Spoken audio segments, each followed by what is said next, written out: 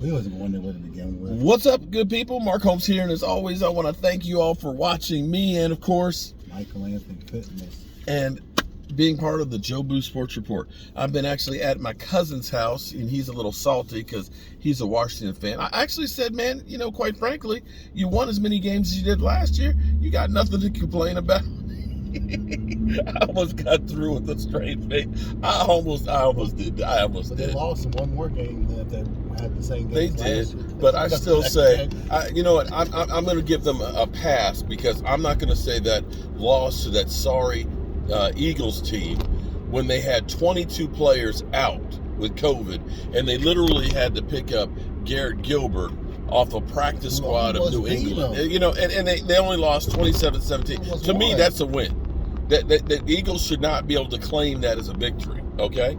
And the Eagles, because the Eagles are saying we can't claim when they had sat-outs and their starters. Quite frankly, some of your backups are better than some of your starters. Gardner Minshew, he's better.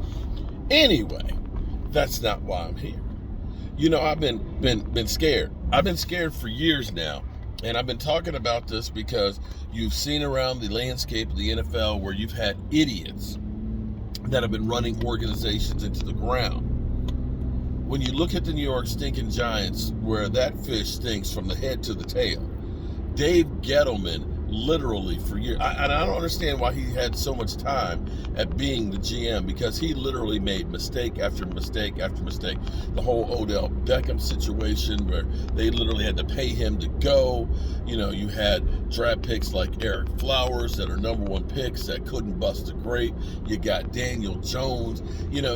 Barkley, I still say, is a bust. I know some people will disagree with me, but injury prone. That white's bust all over. You literally had a team that threw for minus yards. I didn't even know that didn't even happen in the history of football. They threw for minus 20 yards. How does that happen? So when you start looking around the landscape and you look at teams like the Texans and things that, let Dan O'Brien be the GM, and he ended up running the team into the ground, getting rid of their playmaking wide receivers and stuff for a broke down running back. You start worrying about keeping guys like Will Mcclay. And Will Mcclay, who we know is the de facto GM and everything but name. Jerry Jones is the owner and general manager. You worry about Will Mcclay saying, you know what, I want to get that title.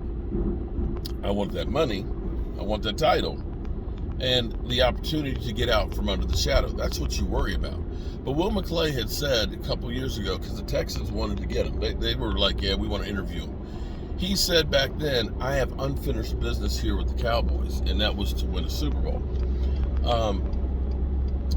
And we haven't won the Super Bowl. In case you've been under a rock, we have not won that Super Bowl yet.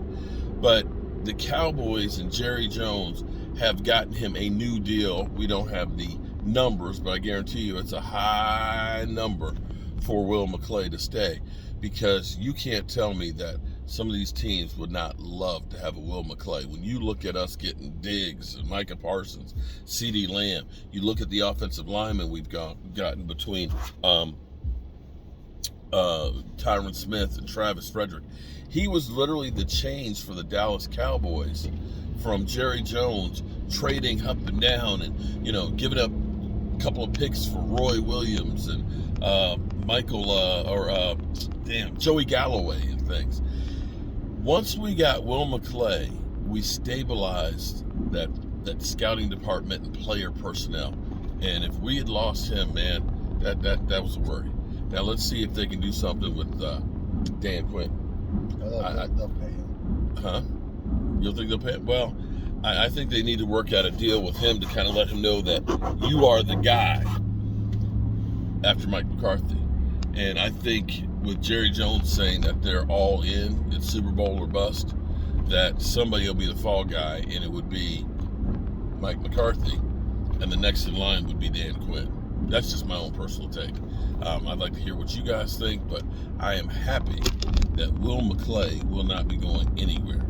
Whew. Thank you. You got anything to add? So who's this going to? Mark who? Okay. Mark, your tailgate package is going to be leaving soon. We're going to stop by the post office, and everybody else, we got out Joe Barty's, the Cincinnati Cowboy House Divided, that's gone. My man Andy Patch, we finally got yours gone as well, and we're working this stuff. We're working that stuff. I got to finish up the cutting boards. That's what I didn't get. Damn it! I need a quarter round router bit. I need a new one to finish those off. Frick. Anyway, we're hard at work getting that stuff done. I'm Mark Holmes with Michael Anthony Fitness Reactions. We'll see you soon. Peace.